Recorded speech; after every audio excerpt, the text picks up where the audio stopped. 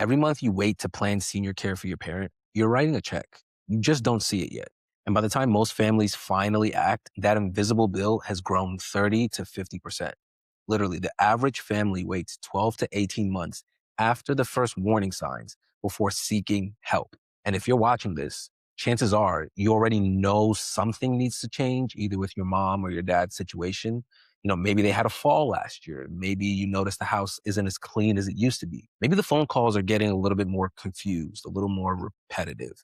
And you've told yourself, they're okay for now. We'll figure it out when we need to. Now, I want to say this with absolute respect and zero judgment whatsoever. That sentence, we'll figure it out when we need to, is literally the most expensive sentence in senior care. So today I'm going to walk you through the real numbers, the financial cost, the health cost, and the emotional cost of actually waiting. I don't want to scare you in this video. I want to empower you because planning early isn't a luxury. It's the single smartest financial decision that you can make for your family. So welcome back to the channel. If this is your first time here, my name is Winston Wane. I'm currently studying for my certified and long-term care designation and my Georgia life insurance license. I'm also in the process of acquiring an assisted living community right now. So I'm deep in this world every single day, the operational side, the financial side, and honestly, the human side as well. And if you're caring for your aging parents or you're planning ahead for your own care, hit that subscribe button. We're building something special here, a community of people who refuse to be blindsided by the care system. Okay, let's get into it. Let me paint a picture that comes up over and over again in the research that I'm doing on senior care transitions. So typically, a family notices that their parent, their father, their mother, they're struggling. Maybe they're not eating well. Maybe they've missed a few medications. Maybe there was a minor fender bender, right, that got brushed off. So at that point, if they reached out, they'd likely need what was called light supportive care. So that's a few hours a day, maybe 3, 4 days a week. Really just someone to help with meals, medication reminders, light housekeeping, things like that. And of course, companionship. That's important. So nationally, that level of home care averages around $2,000 to $3,000 a month. Manageable, preventative, right?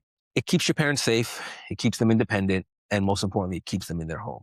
Now, here's what happens when that same family waits 12 months. Dad or mom has a serious fall. They break a hip. There's a hospitalization that happens and then following a rehab stay.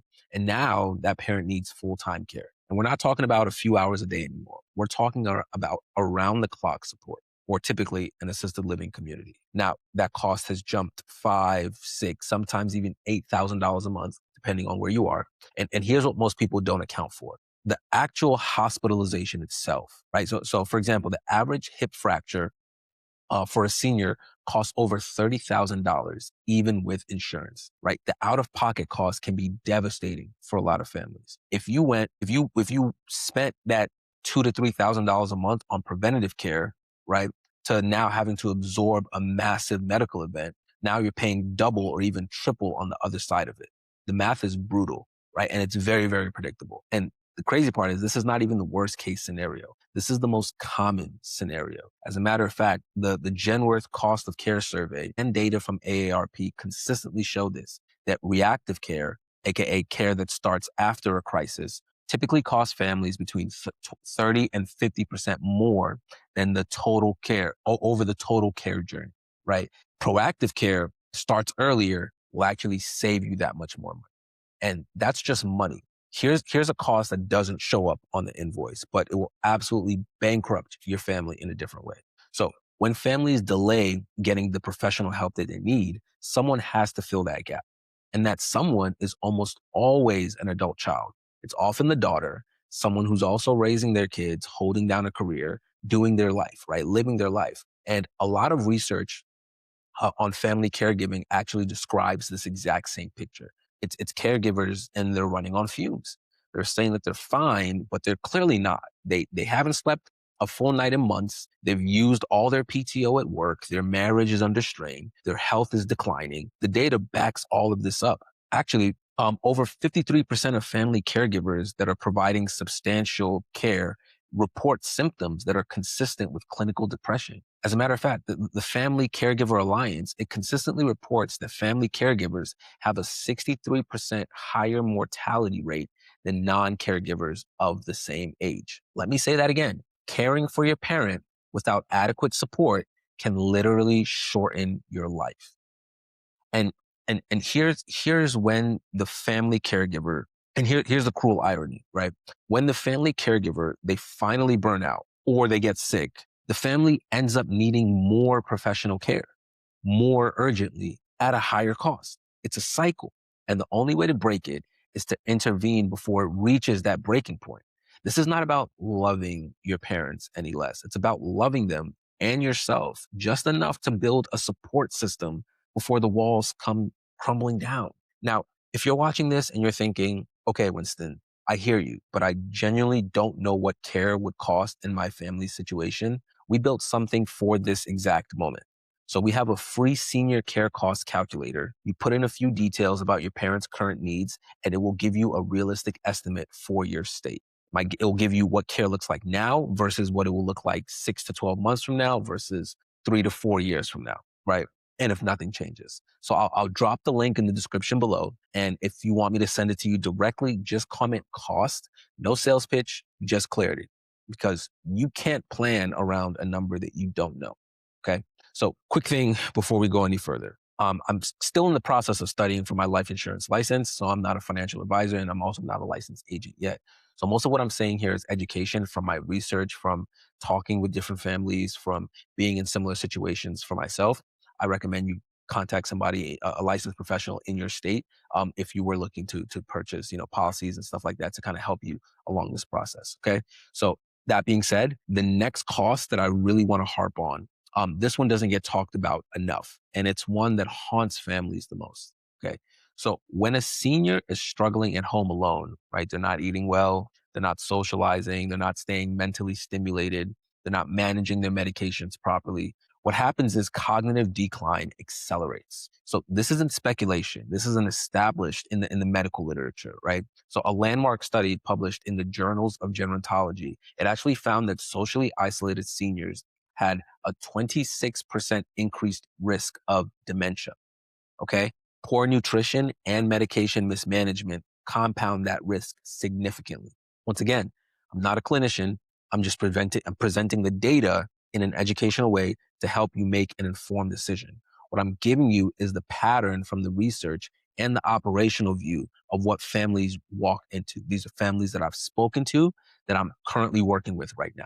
So what does this mean practically? It means that the parent you have today, the one who's a little forgetful, but still mostly themselves, they may not be the same parent you have in 12 months if their needs go unaddressed. A common theme in caregiver research is families saying, we wish we called a year ago. Dad was so much sharper then. We would have had more time to deal, with the real him. We would have had more time to spend with the real him, right? And every time I hear a sentence like that, it stays with me because time is the one resource you cannot buy back. I say it over and over again in this field. Time is one of the most precious resources. You can recover financially, believe it or not. You can heal from burnout, but you cannot recover the cognitive capacity your parent lost while everyone was waiting for the right time. The right time is before the decline steals these options for you. Okay. And then the last hidden cost I want to talk about is decision quality. So I think what people underestimate is that when families plan proactively, even just beginning the conversation and exploring these options, they typically make better choices. Right. They tour communities without pressure. They interview caregivers with clear heads. They compare costs. They read reviews. They involve the parent in the process. They involve siblings and all the other people that might be pertinent to the process. But when families wait until there's a hospital discharge planner telling them that they have 72 hours to find placement, everything changes. Now you're choosing from whoever has an available bed. You're signing contracts you haven't fully read. You're spending more because urgency always carries a premium. And I call this the crisis decision penalty. It doesn't just cost more money, it costs peace of mind. And families who make these rushed care decisions are significantly more likely to experience things like guilt, regret, and conflict amongst the siblings as well over, whether they made the right choice, who was involved in this, who had the final say, cost, all of this stuff just continues to compound, right? What I'm trying to drill home here is that planning early doesn't mean you're giving up hope. It doesn't mean you think your parent can't manage. It means you're being strategic. You're being loving in a way that's actually sustainable. You're treating your family's future with the same seriousness you give any other major financial decision in your life. All right, please, let's bring this all together. The hidden costs of delaying senior care and those decisions are real and they compound over time. Number one, the financial cost. Waiting 6 to 12 months typically increases total care costs by 30 to 50%. This is often triggered by a preventable crisis. Number two, the caregiver burnout tax is real. The family member that's filling the gap typically pays with their health, their career, their relationships, and sometimes their life. Number three, accelerated cognitive decline. If care needs are unmanaged and that person is isolated, you can actually steal your parent's sharpest remaining years by not making that decision in time. Number four, the crisis decision penalty. So rush decisions cost more, they fit worse, and they leave families carrying guilt for years. Now, I don't know about you. This video was hard to write, and I'm sure it was hard to watch as well. And I know that if you're still here, it's because some part of this hit home, and that takes courage, and I respect it. You don't have to have all the answers today, but you do need to take one step, just one. What I would recommend, start with our free senior care cost calculator. It takes 2 minutes and it's going to give you a real number. A real number is the foundation of a real plan. The link is in the description or comment cost and I'll make sure you get it. Once again, I'm Winston One. I want you guys to plan early, plan smart, and take care of each other. I'll see you in the next one. Peace.